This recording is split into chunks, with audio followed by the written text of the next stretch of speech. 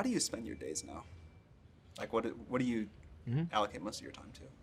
My time is mostly split, it's split between SpaceX and Tesla, and of course I try to spend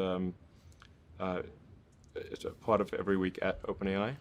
So I spend basically half a day at OpenAI most weeks, and then I have some OpenAI stuff that happens during the week. But other than that, it's really And what do you do SpaceX when and you're Tesla. at SpaceX or Tesla? Like, what does your time look like there? Yeah, so that's a good question. I think a lot of people think I must spend a lot of time with media or on businessy things, but actually almost all my time, like 80% of it, is spent on engineering and design.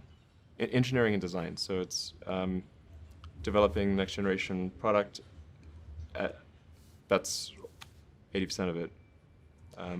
You probably don't remember this. A very long time ago, many, many years, you took me on a tour of SpaceX. And the most impressive thing was that you knew every detail of the rocket and every piece of engineering that went into it. And I don't think many people get that about you.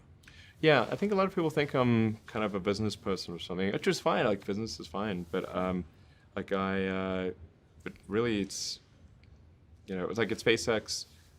Gwynne Shotwell is chief operating officer. She kind of manages legal, finance, sales, and kind of general business activity. And then my time is almost entirely with the engineering team, working on improving the Falcon 9 and the Dragon spacecraft, and developing the Mars colonial architecture.